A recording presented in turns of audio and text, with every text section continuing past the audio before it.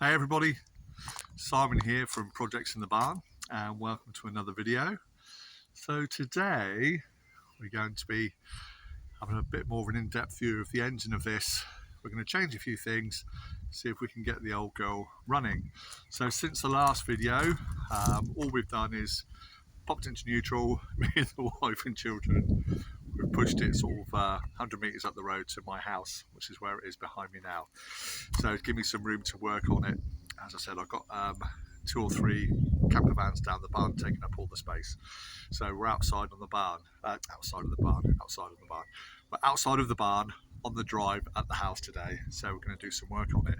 So what we have bought so far is I've bought a new battery for it because the battery that came with it is rubbish. I just threw a spare battery on there. So I've bought a proper size battery for it, which is in the box down there.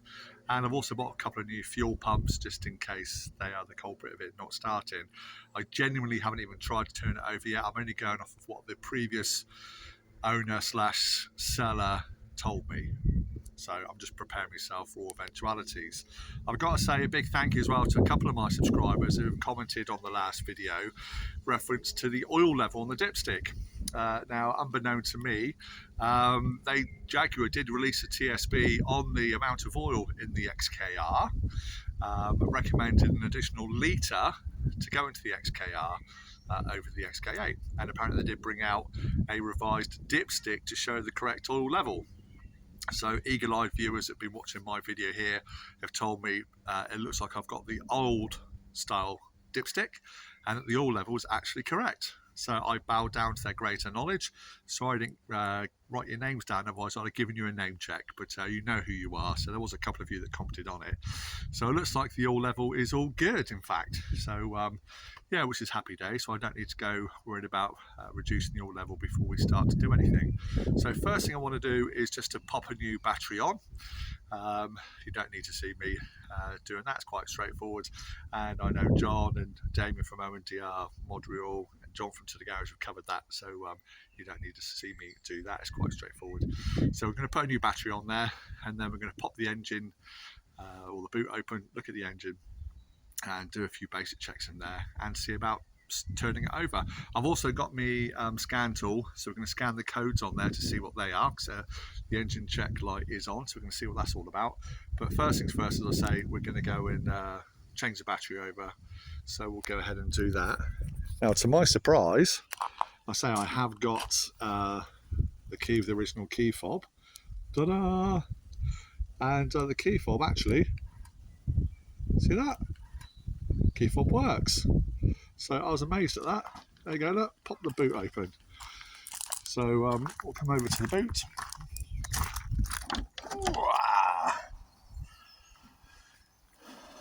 And there we go. So that's my spare battery I put on. So let me get my tools. I'm going to whip that battery off, put the new battery on, and then we're going to start doing some checks. So let me go ahead and do that. Okay, so I've just pulled my battery out of the box, and just to show you on here, stop, remove the transport bungs before use. Failure to remove will cause battery to explode and void warranty. So that's these 2 bungs they put in here. So there's one on this side. Pop them out. And one on this side. Pop him out, and the vent pipe will go into the end one of those. So these just need to slacken off. So we just quickly whip the battery out, and so I just wanted to show you that bit there. So let me do that. Okay, so I didn't film that because that would have been quite boring to see. But yes, we put the securing bar on. Live, earth, ground, and the vent pipe is also connected here, which runs down into the boot floor there. So you can see everything's powered up, the boot lights have come on. So I'll put the cover on that now, and let's go read some engine codes. Right, let's close the boot down. You see the tree above me is dropping all of its seeds. That's just after a few days, look. Anyway, let's go inside. I'll have to reset the windows, obviously.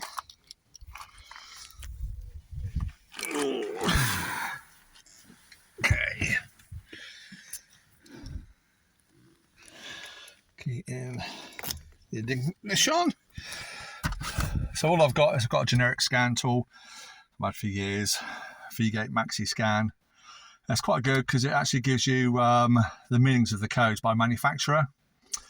So anyway, let's plug it in and see what happens. So the port is just down here, underneath where the fuel release and boot release is. Just follow your finger down and you'll feel the plug there. And it's that way round, I believe. So pointing out towards the door. There we go. Okay, we're powered on. So we're going to turn on the ignition. So it all sparks into life, like so. You can see my engine light there is on. So I'm going to come down to my scan tool. I'm going to press yes, just to enter it into it. And then yes for diagnostics. Auto scan, yes again. We'll let it do its thing.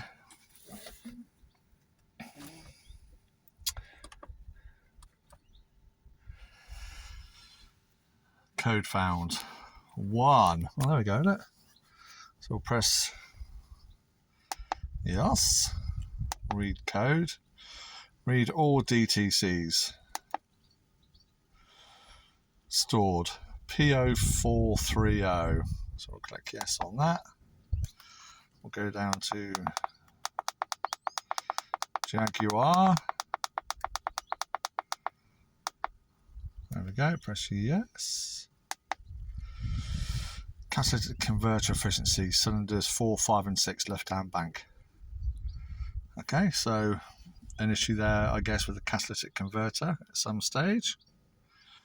So if we go back again by pressing no, and again, we'll go down to the pending codes, and we'll go yes for that.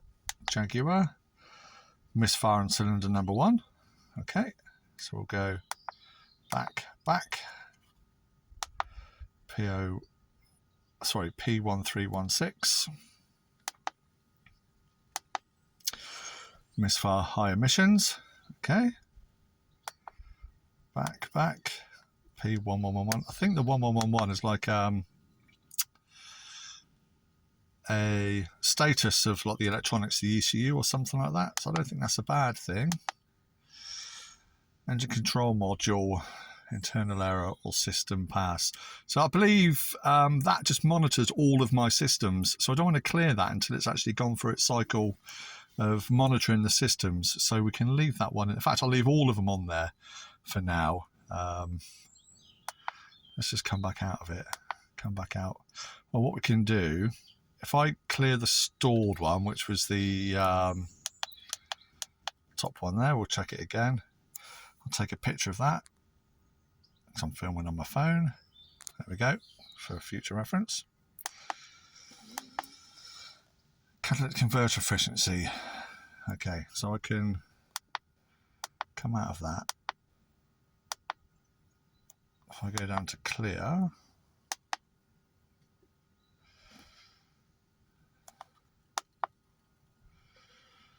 or should we leave it for a minute? I don't want to get rid of that P1111. So we're going to leave it. We're leaving it. So I'm going to press no.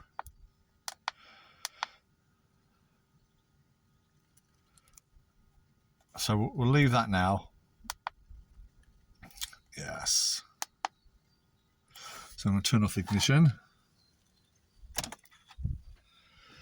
Like so. And we can pull the plug. So that's read the codes for us. which I'm pretty happy with that. A code for the catalytic converter is the one that's stored, so that's obviously an issue that's happened previously.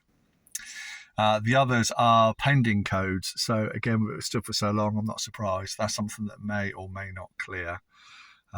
Right, so let's pop the bonnet, shall we? Let's reach over.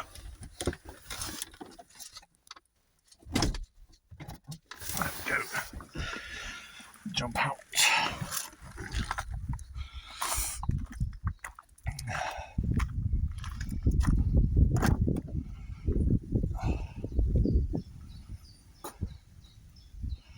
There she is. Right, let me just take a minute to clear all these buds away, and then we'll come back to it. I don't want them all flying through the engine bay, so bear with me. Excuse me. Right, so I've come to the boot. I've taken off the cover for the battery and stuff again. I know that the sun's right behind me, so it might be difficult to see. So all I've removed is the fuse box cover, taking the lid off, and under the lid we have the fuse holder, or the tweezers to pull the fuses out, and some spare fuses. Now, because mine's a slightly later one, the earlier ones had the fuse locations written on the top of the lid. Mine doesn't, and I don't have the original book for it. I've got the driver's book, but not the service book. So I've just had a quick look online, and again, thanks to Damien from OBDII Module, if I'm saying that right, Dame. They've got a great video on there about the fuse and relay locations. So looking at his video, it would appear that fuse number 7, and it's just written, see on the right hand side, the fuse numbers.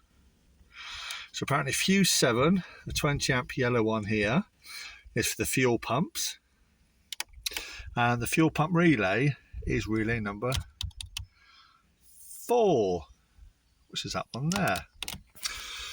So what I intend to do, I've got my voltmeter, and we'll hook it up. We'll switch on the ignition and see if I've got any power at the fuse, the fuel pump. But before I do that, let's just pull the fuse with my little red tweezers. So just push and click and pull up, and we can see there, that's absolutely fine. Nothing wrong with that fuse, nice and clean. So we can put that, I'll just take it back out of the tweezers, push it back in. So I know that's good. And relay number 4 is this one, is for the fuel pumps, apparently. So let's pull that. And again, doesn't tell you anything, but a quick visual inspection tells me the contacts are all clean. I've got no corrosion in the fuse box at all. So I think what I'll do though, we'll do a quick test, because the relay for the rear lights and number plate lights is relay number 3, so it goes 1, 2, 3, 4, 5 and onwards. So relay number 3, which is this one, does the number plate lights and the tail lights. So if I go to the back, back to the ignition, we'll switch the ignition on, lights engaged, switch on my lights, and the little light symbols come on the dash. Go back to the back, and hopefully you can pick that up. The number plate lights are working. So if I pull relay number 3, put it down, come back to number plate lights, they're not working. So I know that's a good relay. So what I'm going to do is I'm going to turn off the ignition first and turn off the lights. Lights off, ignition off. So because I know that is a good relay, and I don't know about the fuel pump relay. I'm going to take out the fuel pump relay again, and I'm going to put that in the rear light position, and then I'm going to put what was the rear lights into the fuel pump position. So now if the original fuel pump relay is good, that should now work the back lights. So as you can see, they're not on because the lights aren't on. So let's go back to the front, switch on the ignition, switch on the lights. Lights are on the dash, and number plate lights are on. So that must mean that the fuel pump relay was good, because that's now working the rear lights. We knew the rear lights were working before, which should indicate that the fuel pump relay is good. Now what I'm hoping is, if I was to test the fuel pump fuse now with the ignition on, it should work. However, I had a similar thing go wrong on my Volkswagen Type 25 van, and the fuel pump really only primes the first couple of seconds when the ignition goes on, and then the power cuts. And I think that's probably what's going to happen here. So I'm not expecting to get a voltage reading. But anyway, let's make some room. It's going to be a bit tricky with one hand. I'll turn on the voltmeter. It's just set on volts, you can see here, up to a maximum of 20 volts. And what I'm going to try and do, if I just ground the multimeter, untangle all my wires, if I can ground it in there, we'll test that that's ground. Now fuse number 3, the 5 amp, is for the ignition live side of the fuel pump. So if I touch that, you can see that hopefully I'm getting 12 volts. I'm probably already running my battery down through doing this testing. There we go. So at least I know the multimeter is working. Now if I go down to number 7, touch that, 0.02 of a volt. So I think it's probably only going to initiate in the first couple of seconds, which I can't do from the back here on my own. So I may have to do that test when the old wife gets home. But we know the fuel pump relay is good. We know the fuse is good. But I can't see any power getting to the fuel pump fuse, which is from the fuel pump relay side, which is fuse number 7. Okay, so just take that off battery. Switch that off for now. Going to turn the ignition off before I run my new battery down.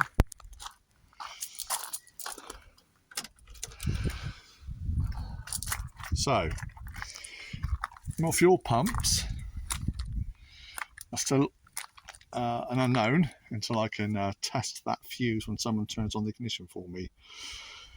How am I going to do that on my own? I'm not, am I? So I have checked all the fluid levels, and let's have a quick check of the Serpentine belt, shall we?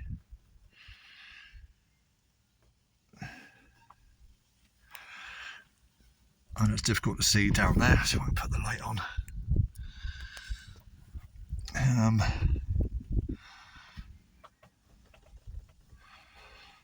Well, it's not split or cracked on first appearances.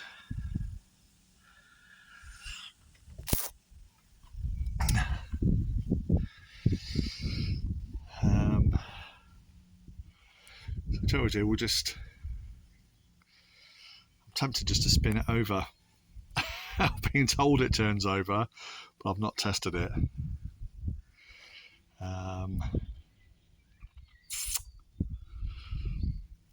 Right, so we turn it over. I don't think it's going to get any fuel.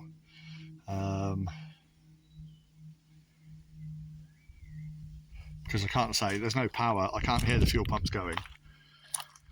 I need to test that. So we turn it over. Let's have a look, shall we? See what happens. So ignition on.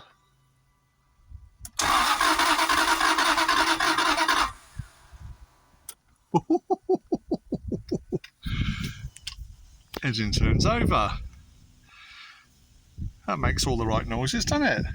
There's no horrible clattery noises. I just realised why my voltage was so low. I just had my lights on to switch them off. At the battery, at the fuse at the back, that's what I was only reading, 12 volts. Well, that turned over all right. So I do have a can of Easy Start. Now if I take off the airbox, or at least the snorkel, I throw some Easy Start down in there, and if I try and start it, see if it catches, would lead me to believe that it is a fuel related issue. Bear in mind the fuel in it is probably 10 years old. So it's worth giving it a go, isn't it? And then we can work backwards from that. When my wife gets home, I can test that fuse once she switches on the ignition, which I'm hoping that will probably be the case. And we've got power there. If it is, then it would indicate the fuel pumps, which I have the 2 new ones. So let's do that. Let's just take this cover off. I'm going to throw in some Easy Start because I'm very impatient, and see if we get any sign of life at all. So let's go ahead and do that. Okay, hopefully you can see what's going on there. So we'll just loosen off the Jubilee clip down at this end. So I only want to loosen off the snorkel, and we'll loosen off the 8mm bolts on the top of the throttle body.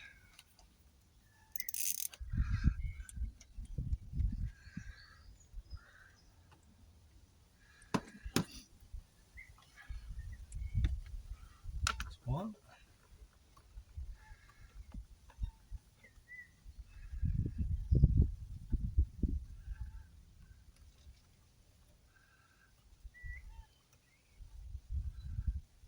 I say this is just to see if it has any signs of life. There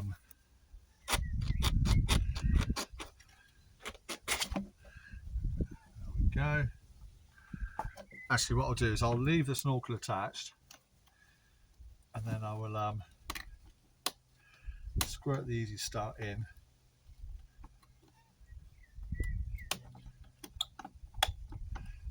Push the cover back down again. That saves me removing it completely. And we'll just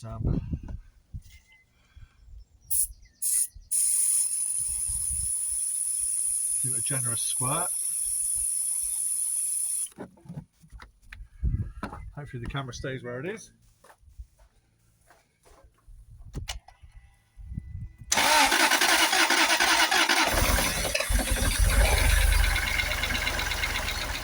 Yes! Yes! Yes! Come on, did you see that? Boosh! Come on! Come on! Right.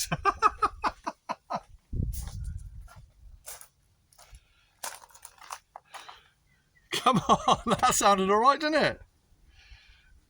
So, engine running. I don't really want to do that again. Yeah,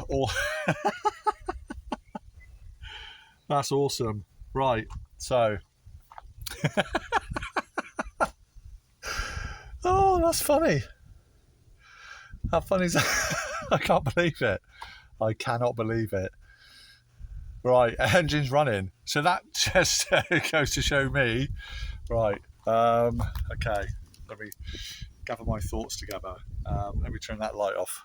Sorry about my rubbish filming. Right, so that shows to me that engine works. That's sign of life, isn't it? That's the engine started on a bit of easy start there. Look at that. That's unbelievable. So let's think about this logically. Somewhere, well, I need to get someone here with me. Like my wife will be home in an hour or two from work, and the children. I need to get them just to turn the ignition on to position 2 while I test fuse number 7, the 20 amp fuse, so we know the relays are working. Test that fuse when you first turn on the ignition. If I then get power to that fuse for those first second or two when the fuel pump should be priming, I know that we've got the power there and that's not going to be an issue. If I can't get any power to fuse number 7, then obviously I've got an issue to my fuel pumps. There's no point swapping out my fuel pumps until I know they are going to be powered up. But if I can either prove or disprove that theory, that fuse 7 is getting power when we first, turn on the ignition, then if that's the case, then as the previous owner said,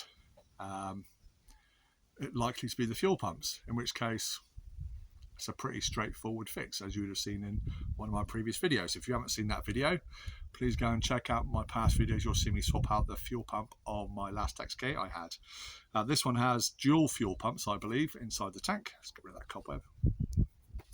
But the theory should be the same. I'm hoping I can access it through the inside of the car like I did last time. It's showing quite a lot of fuel in the tank, and I have got a new fuel filter for it.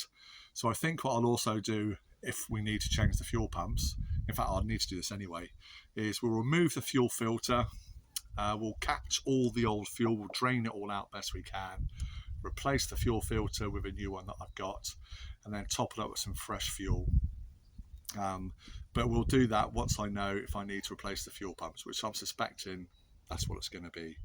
So we'll confirm whether or not it is the fuel pumps. If it is the pumps, remove the fuel filter, drain down the tank completely, swap out the fuel pumps, replace the fuel filter,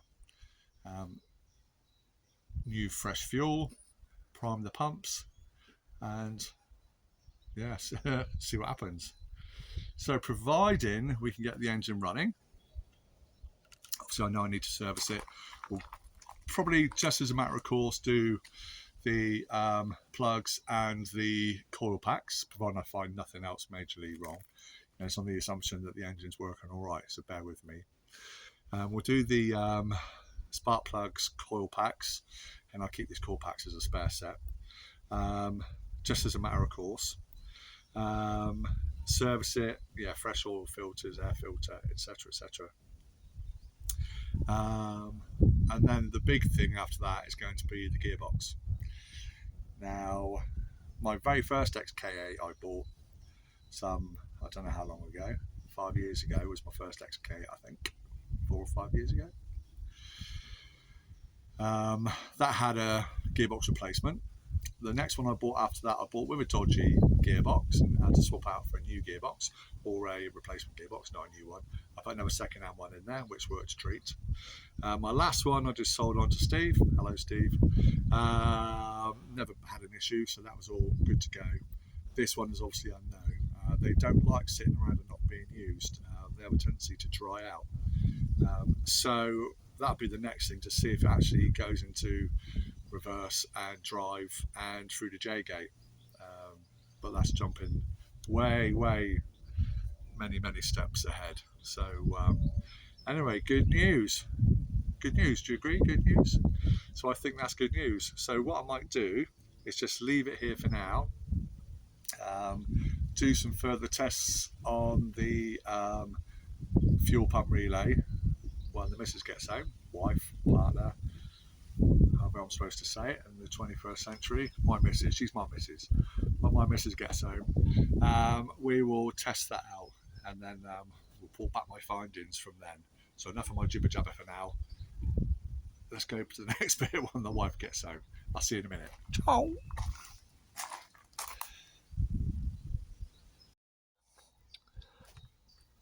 Okay, so I've got Jo, my missus. She's in the driver's seat. She has the key. So what I'm going to do is be at the back here testing the electrics. So I'm going to ask her first of all just to put it to position 2 on the ignition while I hold the multimeter onto fuse 7, see if I get a reading. If I don't, I get to turn it over while I'm holding the multimeter on fuse 7 to see if I get a reading then. So let's see what happens. Okay, babe, turn the ignition on, please. Yeah, just turn it on so the lights come on.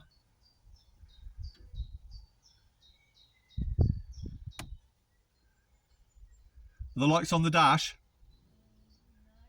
Yeah, turn it on another one so the lights come on. That's it. Okay, back off again.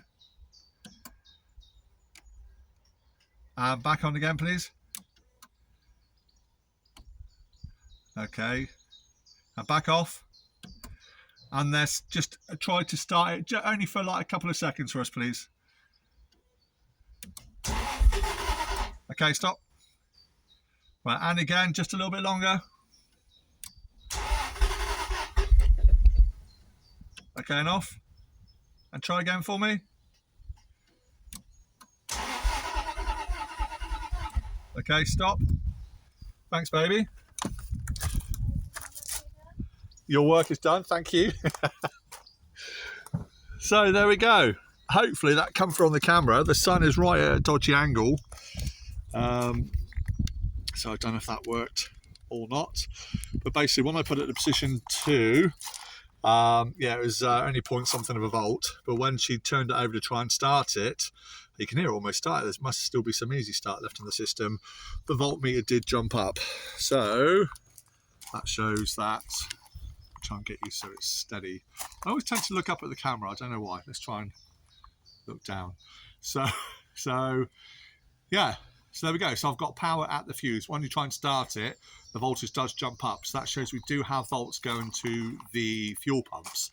So just as we suspected, the fuel pumps have probably had it. So good job we got some new ones. So we do need to swap out the fuel pumps. So that'll be the next job. However, I'm working a night shift tonight. It's gone sort of 4 o'clock, something like that today. I'm not going to have a chance to do it now. So hopefully over the next day or two, we'll look to get the fuel pumps swapped out. I may film it, I may not, because I've already done a video on fuel pumps. We'll see how we go. But for now, great news. We know the engine wants to start. It has run for a split second. So we know that side of it is all okay. And until we actually get it running, I'm not going to know what state the engine's in.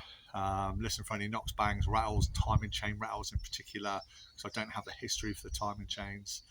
And yeah, we're going to have to just play it by ear, aren't we? But however, as you would have seen, good news, the engine fires up on some easy start.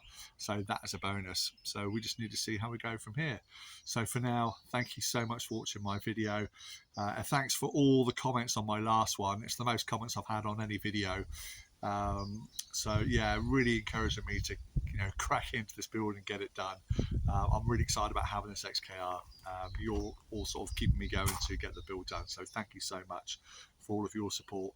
And if you haven't already done so, I'd love it if you'd subscribe to the channel, and don't forget to click the bell notification icon. That way you get notifications every time I upload a video. And it's totally free. It costs you absolutely nothing. There's loads of little flies everywhere. So thank you so much again, and we'll look forward to seeing you again in the next video on projects in the barn. See you later, everybody. Take care. Goodbye from the XKR. Cheers, guys. Bye bye.